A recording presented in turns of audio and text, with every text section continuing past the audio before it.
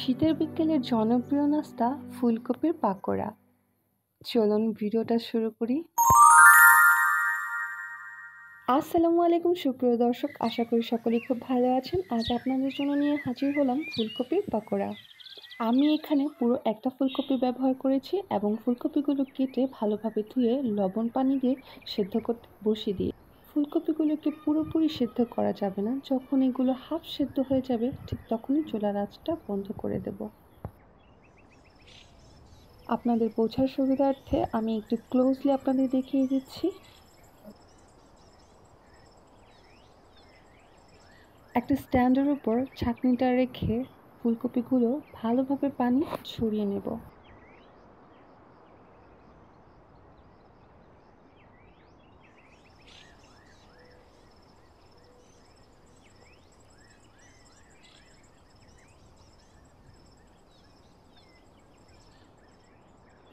পানিগুলো ভালোভাবে ছেঁকে নেওয়ার পর এতে একটু ঠান্ডা পানি ব্যবহার করে নেব, যাতে কুকিং প্রসেসটা অফ হয়ে যায় এবং ফুলকপিগুলো আর একটু সেদ্ধ হতে না পারে।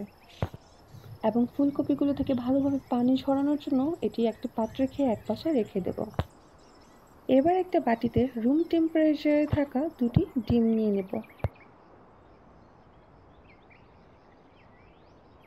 এবার এই ডিমগুলোর ভেতরে 1 চা চামচ লবণ, 1 চা চামচ হলুদের গুঁড়ো, 1 চা চামচ মরিচের গুঁড়ো, 1 চা চামচ জিরার গুঁড়ো, 1 চা চামচ ধনিয়ার গুঁড়ো এবং খানিকটা চাট মশলা নিয়ে ভালোভাবে ডিমটা ফেটিয়ে নেব।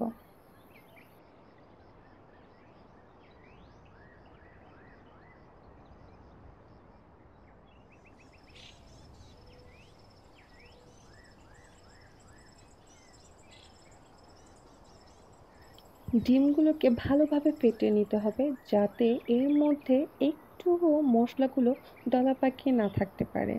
এবং ঠিক ততক্ষণ পর্যন্তই এটা ফেটতে হবে যতক্ষণ না এটা একটা ঘন মিশ্রণে পরিণত হয়।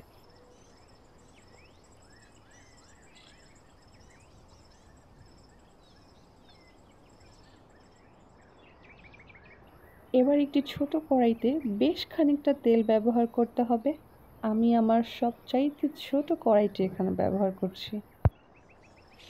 আর এই হলো আমার ডিমের সেই মিশ্রণটি। এখানে আমি অফ ক্যামেরাতে 1 চা চামচের মতো বেসন ব্যবহার করে নিয়েছি, সেটা আমি ক্যামেরা বন্দি করতে পারিনি। এবার এই মিশ্রণটির ভেতরে এক এক করে ফুলকপিগুলো ভালোভাবে মাখিয়ে নিয়ে গরম তেলে ছেড়ে দেব।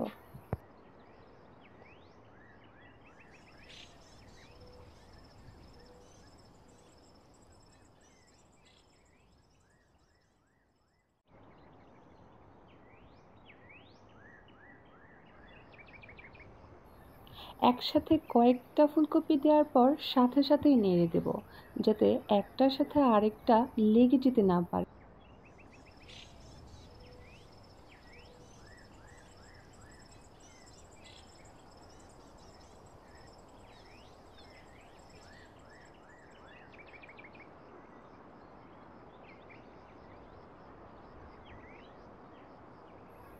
এবার এগুলোকে খুব ভালোভাবে নেড়ে চেড়ে ভেজে নেব, যাতে এর চারপাশটা খুব ভালোভাবে ভাজা হয়। পাকোড়াগুলো তার লালচে রং ধারণ করে ফেলেছে এবং বোঝাই যাচ্ছে যে এগুলো খুব ভালোভাবে ভাজা হয়ে গেছে। এবং আমি এক এক করে এগুলোকে উঠিয়ে নেব। শীতকালে সবচেয়ে ব্যবহৃত সবজিগুলোর মধ্যে ফুলকপি অন্যতম।